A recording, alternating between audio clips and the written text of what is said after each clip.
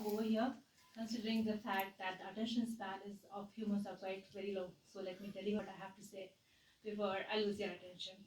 And this is my first time on stage, so let me just be short. Thank you. Imagine a progressive society. Imagine a society where there is no fear of war, where humans are in peace within themselves.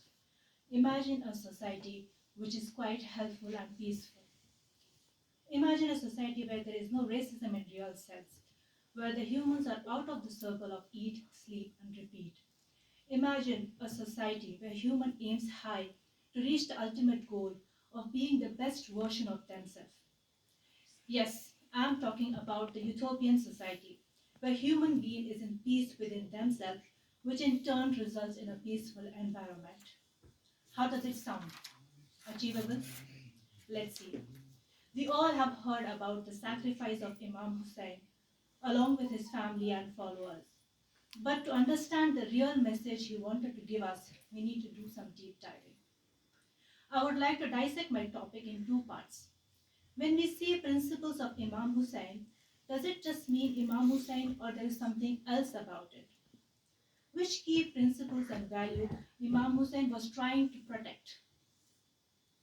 We need to understand the principles and value of Imam Hussain were same from Prophet Muhammad sallallahu alaihi wasallam to the Mahdi the Khaim, which means that the decisions that Imam Hussain took would have been the same that the Prophet or any other of our 12 Imams must have taken in that situation.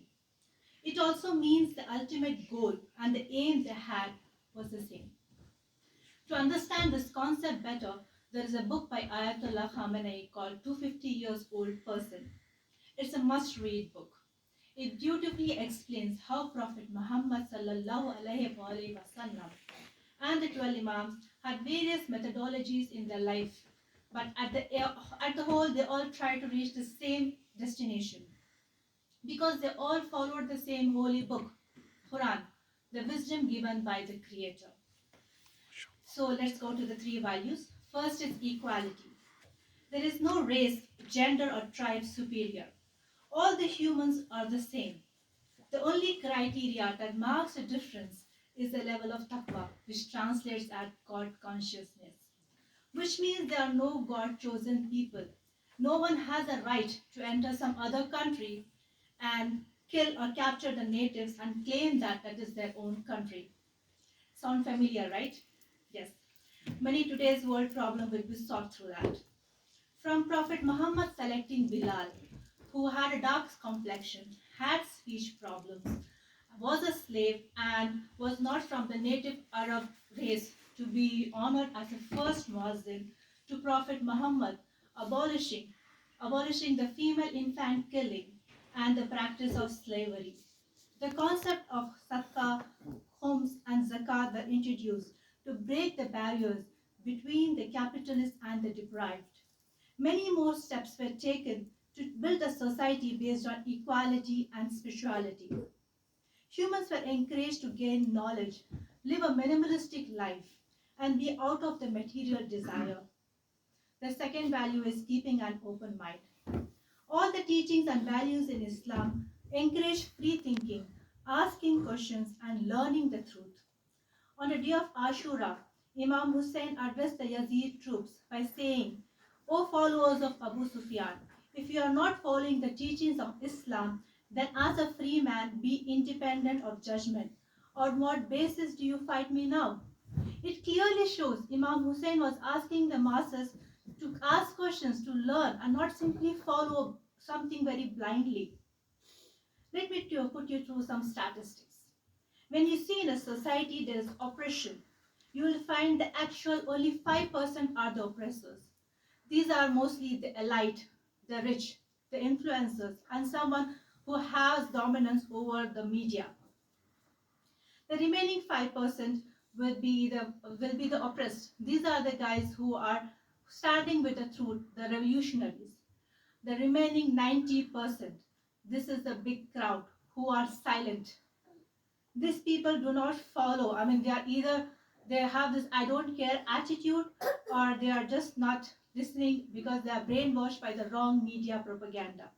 It's because of the silence and the I don't care attitude of the 90%, the oppressors gets the power and has the audacity to commit a crime like Karbala. This is a universal truth. Imam Hussein was trying to awaken this 90% crowd. The third value is the status of women. The status of women was highly elevated. Both the genders are designed by the creator so perfectly to complement each other, not to compete. The respect which Imam Hussein had for Lady Zainab, his sister, was on a different level. The role she played for in Karbala was very distinct. The mission of Imam Hussein could not have been fulfilled without her courage. It was the strength of and the speeches of Lady Zainab, the message which Imam Hussein wanted to give us is alive today.